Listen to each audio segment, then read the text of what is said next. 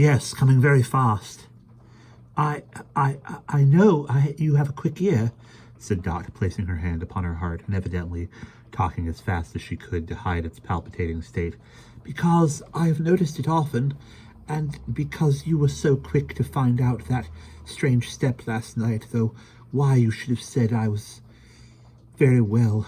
Recollect you did say, Bertha, whose step is that, and why you should have taken any greater observation of it than of any other step I don't know, though, as I said just now, there are great changes in the world, great changes, and we can't do better than prepare ourselves to be surprised at hardly anything. Caleb wondered what this meant, perceiving that she spoke to him no less than to his daughter. He saw her with astonishment, so fluttered and distressed that she could scarcely breathe, and holding a chair to save herself from falling.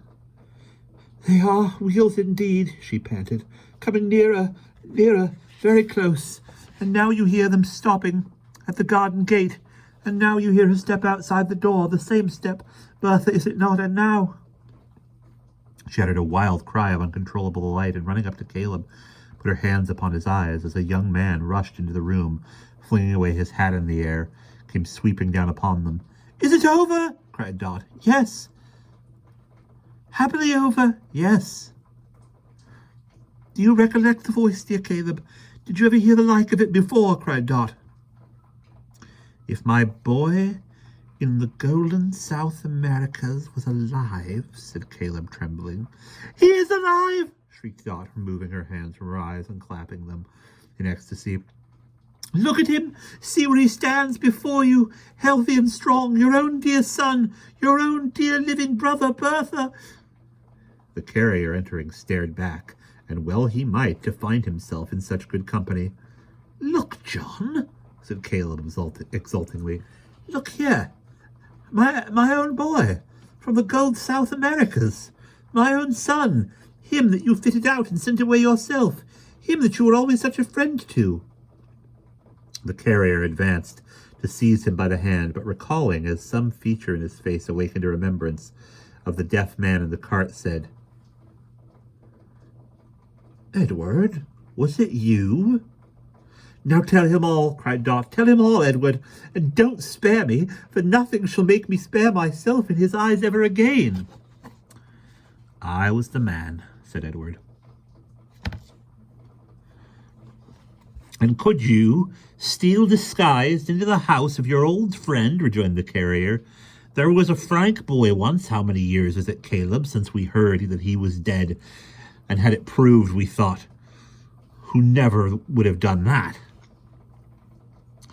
"There was a generous friend of mine once, more a father to me than a friend," said Edward, "who would never have judged me or any other man unheard.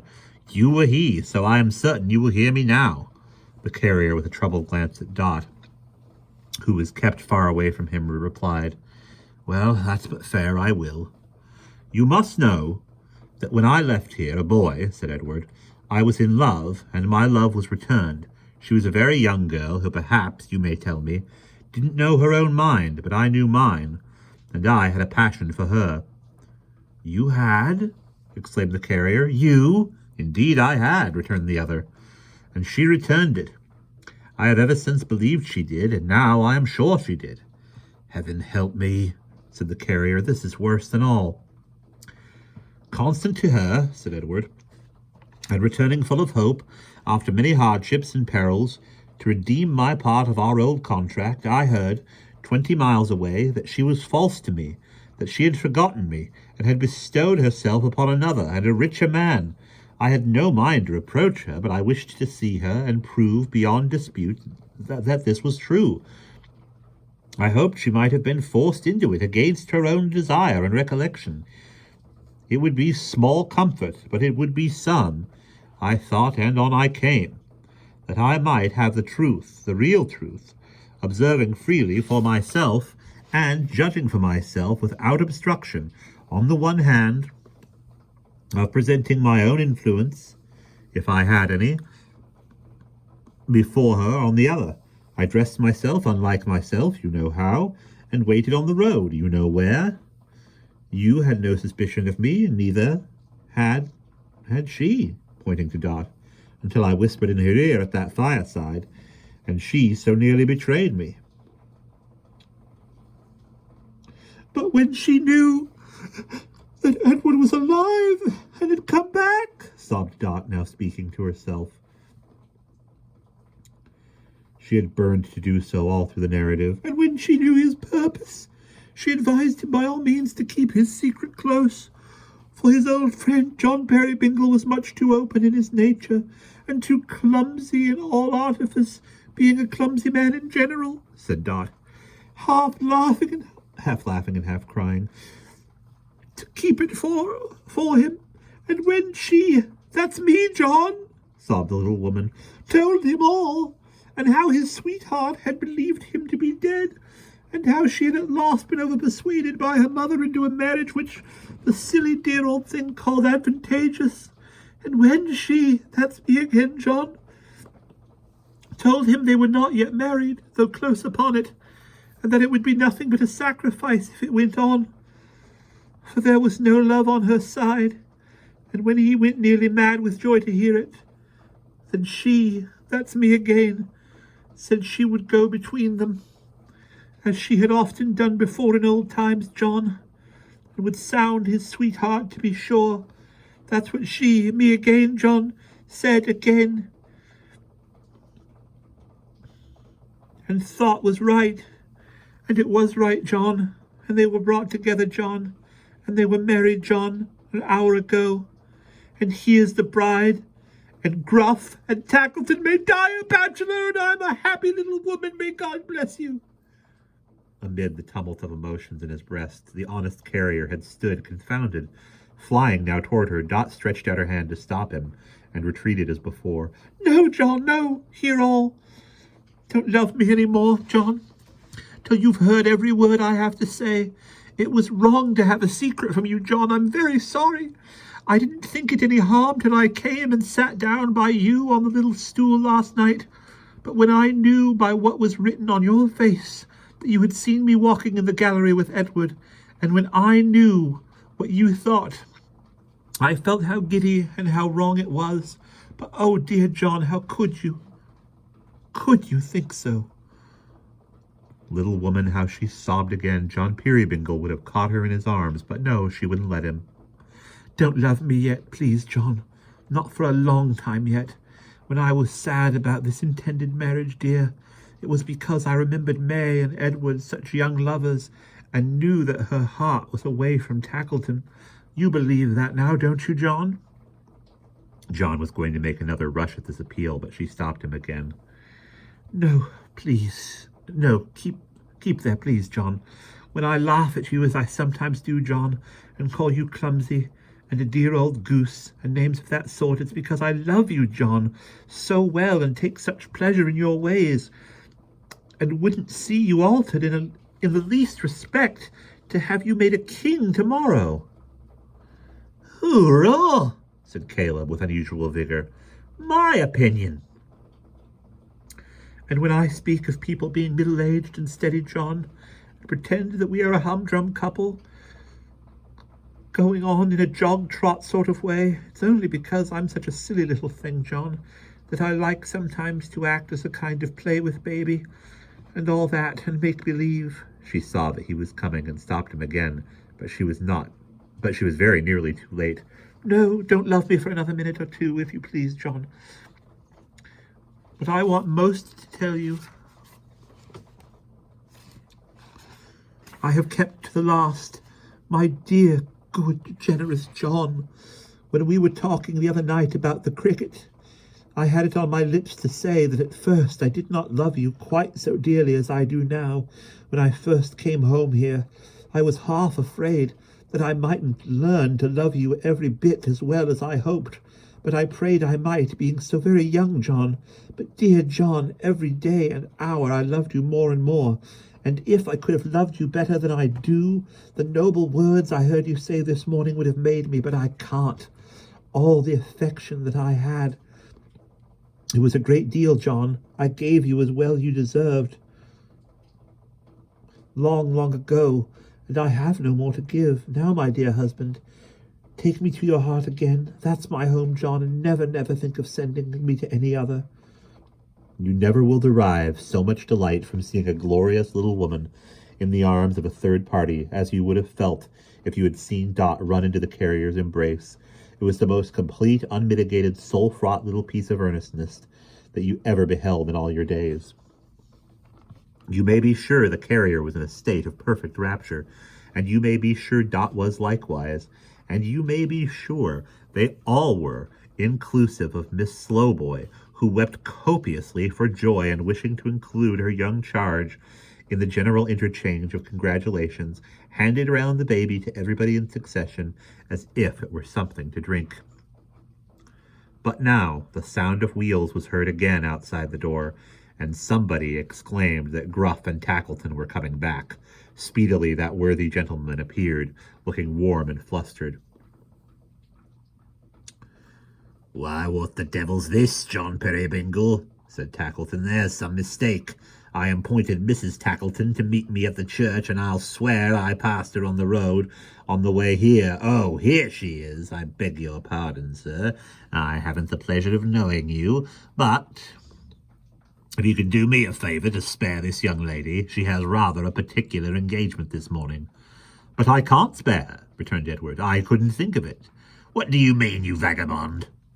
said Tackleton. "I mean that I can't make allowances for your being... I mean that I can make allowances for your being vexed," returned the other with a smile, "as I am deaf to harsh discourse this morning, as I was to all discourse last night." The look that Tackleton bestowed upon him and the stare he gave. "I am sorry, sir," said Edward, holding out May's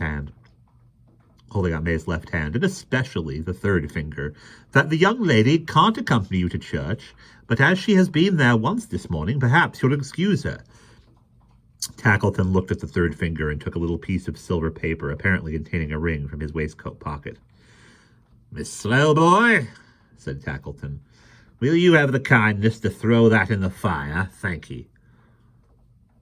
"It was a previous engagement, quite an old engagement, which prevented my wife from keeping her appointment with you, I assure you," said Edward. "Mr. Tackleton will do me the justice to acknowledge that I revealed it to him faithfully, and that I told him many times I could never forget it," said May, blushing. "Oh, certainly," said Tackleton. "Oh, to be sure. Oh, that's right. It's quite correct. Mrs. Edward Plummer Ironfur?" "That's the name," returned the bridegroom. "Ah, I should have known you, sir," said Tackleton, scrunching his face narrowly and making a low bow. "I gave you joy, sir." "Thank ye." "Mrs. Peerybingle," said Tackleton, turning suddenly to where she stood with her husband. "I'm sorry. You haven't done me a very great kindness, but upon my life I am sorry. You are better than I thought you, John Peerybingle. I am sorry. You understand me. That's enough. That's quite correct, ladies and gentlemen. All perfectly satisfactory. Good morning."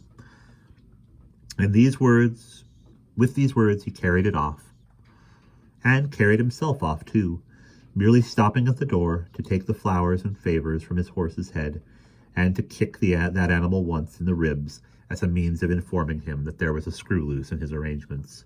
Of course it became a serious duty now to make such a day of it, as should mark these events for a high feast and festival in the Peerybingle's calendar forevermore.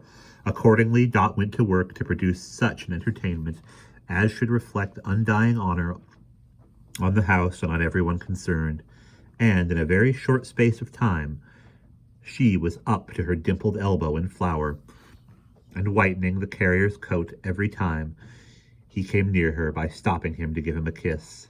Then there was a great expedition set on foot to go and find out Mrs. Fielding, and to be dismally penitent to that excellent gentlewoman, and to bring her back by force, if needful, to be happy and forgiving.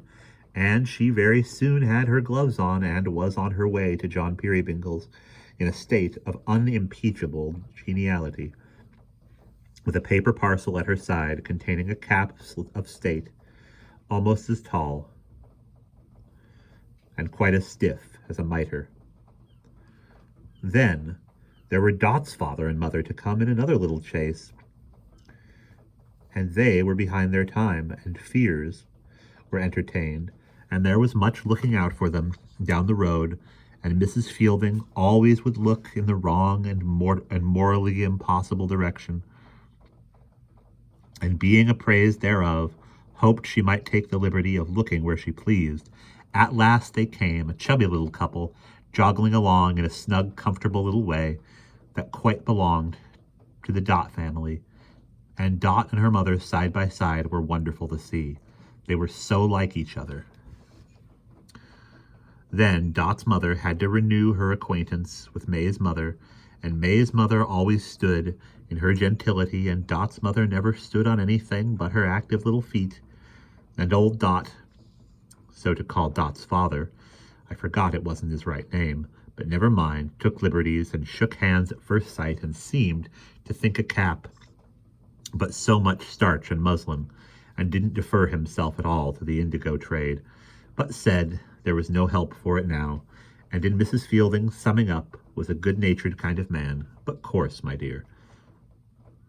There was a tap at the door, and a man came staggering in without saying, with your leave, or by your leave, with something heavy in his hand. Setting this down in the middle of the table, symmetrically in the center of the nuts and apples, he said, "Mr. Tackleton's compliments, and as he hasn't got no use for the cake himself, perhaps you'll eat it." And with those words he walked off.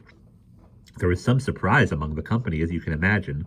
Mrs. Fielding, being a lady of infinite discernment, suggested that the cake was poisoned, and related a narrative of a cake which, within her knowledge, had turned a seminary of young ladies blue. But she was overruled by acclamation, and the cake was cut by May with much ceremony and rejoicing. I don't think anyone had tasted it, when there came another tap at the door, and the same man appeared again, having under his arm a vast brown paper parcel. "Mr. Tackleton's compliments, and he's sent a few toys for the babby. They ain't ugly," after the delivery of which expressions he retired again. The whole party would have experienced great difficulty in finding words for their astonishment, even if they had had ample time to seek them. But they had none at all, for the messenger had scarcely shut the door behind him, when there came another tap, and Tackleton himself walked in. He was at home in 5 minutes. You never saw such a fellow. What he had been doing with himself all his life, never to have known before his great capacity of being jovial, or what had the fairies been doing with him to have effected such a change. "John, you won't send me home this evening, will you?" whispered Dot. He had been very near it, though. There wanted but one living creature to make that party complete. In the twinkling of an eye, there he was, very thirsty with hard running, and engaged in hopeless endeavors to squeeze his head into a narrow pitcher.